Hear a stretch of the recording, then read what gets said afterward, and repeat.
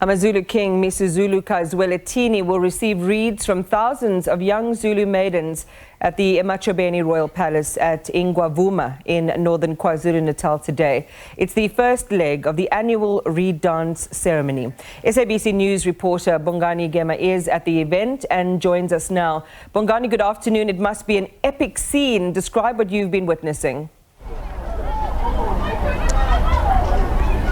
Well, good afternoon to you, Imani, and good afternoon to the SABC viewers. The first leg of the annual reed dance now we can say is officially ended. The maidens were addressed by the king, as we earlier said. It wasn't a very long speech, Imani, because the king said that he wants his chunk of the ceremony to be, the focus to be on the young maidens. He said there's a day like this, the maidens should be given a chance to sing and dance, Imani, because it's a day of celebration. I mean, he likened such an event, or rather he said this event in our culture is a prayer for protection for these young maidens so that they can go out and conquer the world. Imani also saying that, in fact, he urged men, Imani, saying that after all this that the culture does to try and nurture these young maidens, he says that men should come out and protect these young maidens, because the king said that women should be protected. I think was speaking that with the scourge of gender-based violence in his mind, because he did say that, you know, it pains him to hear every day that men do these kind of things. But Imani,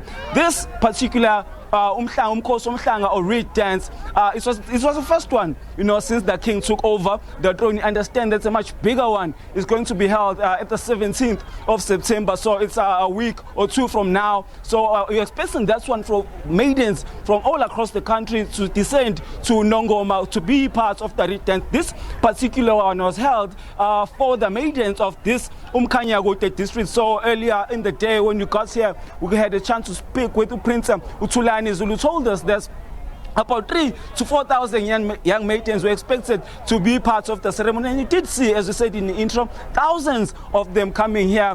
They went to collect their reeds, which they then delivered to the king. They were led by a princess, we understand, of the Usu Royal House, that I understand to be mistaken, but I heard this was the princess of Usutu who was leading them. She was the first one to pick up the reed and then deliver it to the king, and then the other maidens followed suit, Imani. So what we understand now is that the young maidens will remain here because now they are busy getting their refreshments. After their refreshment, they go to a marquee. This was set up for their accommodation, and then tomorrow, that's when they will start being passed back home.